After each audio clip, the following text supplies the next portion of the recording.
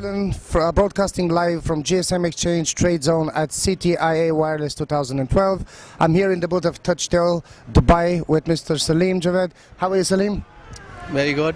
Very good. How is the exhibition going for you? How was the experience exhibiting? Exhibition has been really good, and the experience, because the first time we have put a booth here in CTIA, the experience has been very, very good.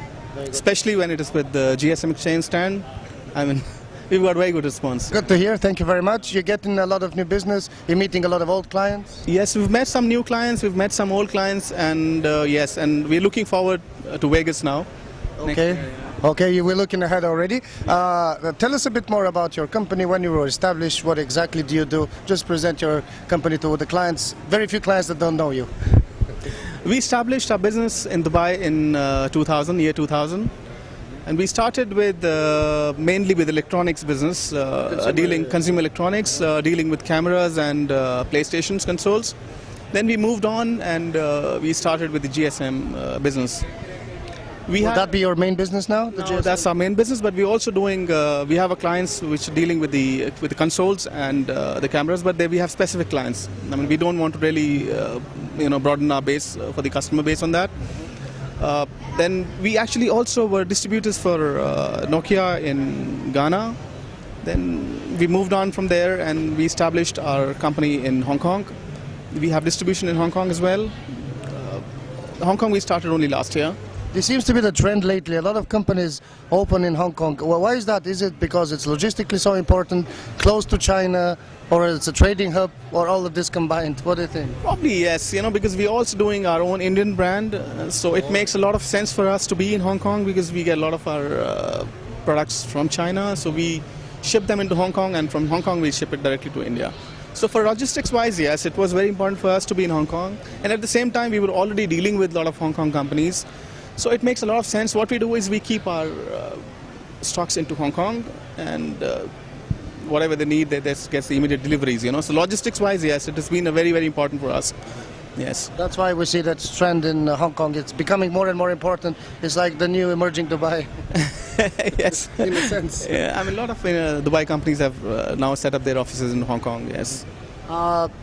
Speaking about the business, the industry, which you know very well, as we know, share with us a bit of some insights. What do you think happened for the past, in the short term, the past year? Has anything changed dramatically? Was there any big shift, big problems? How did you see it from your trading perspective?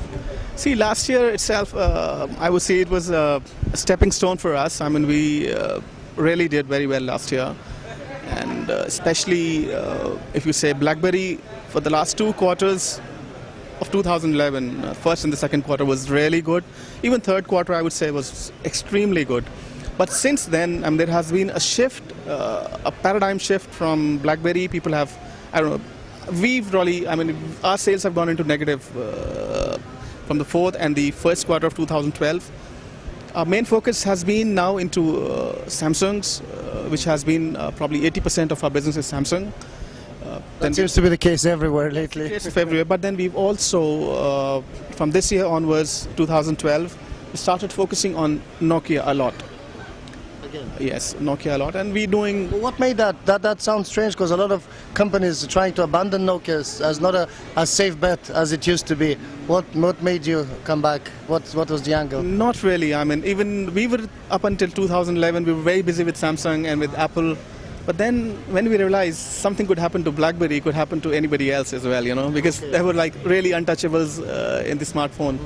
But that happened, and we all saw that, So There's no safe bets. There is definitely no safe bets. We were all this while ignoring Nokia, especially because they're probably untouchables on the low end and the mid end handsets. That's what I was going to ask you. Dubai is known for supplying and delivering low-end phones to some emerging markets for a long time, and Nokia was the undisputed king. So Absolutely. This is still the case. Still the case. No, see, Nokia actually probably they lost their share on the smartphone business, but the low end and the mid ends is still untouchables.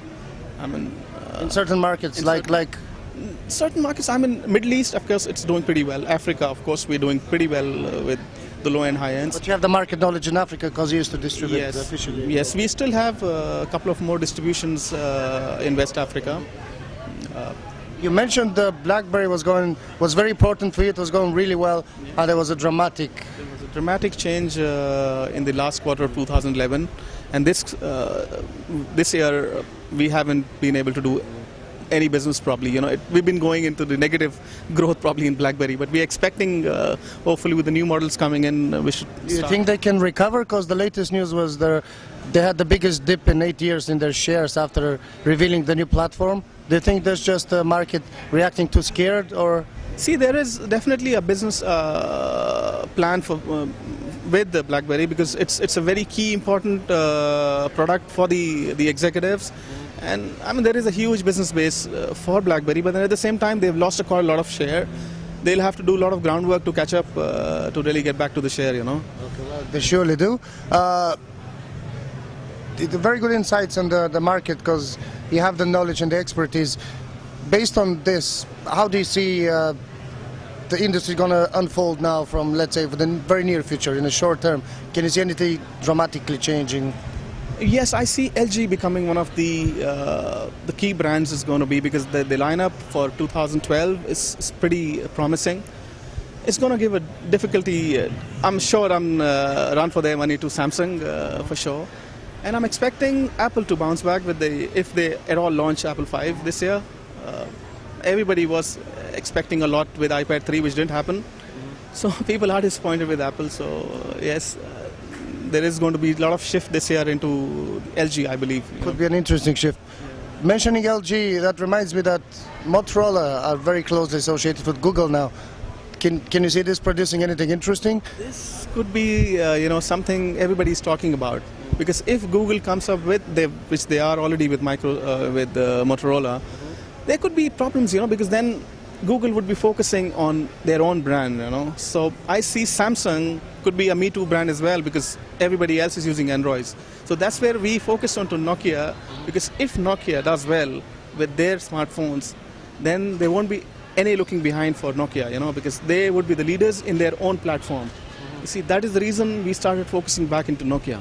That's quite interesting. That's one way to go. That's a different approach. That's what we focus, because if we are out of Nokia and then we want to probably start Nokia, let's say, when everybody else is doing, then probably we're too late to do it, So we want to be. You have to be different to survive. You have to have a different trading angle. Yeah. So now what we're doing is our basket is full of different products. We're not only focusing on brand. So that makes you your business more versatile and less volatile. Absolutely. Okay. So we are concentrating on like 4 or 5 major brands.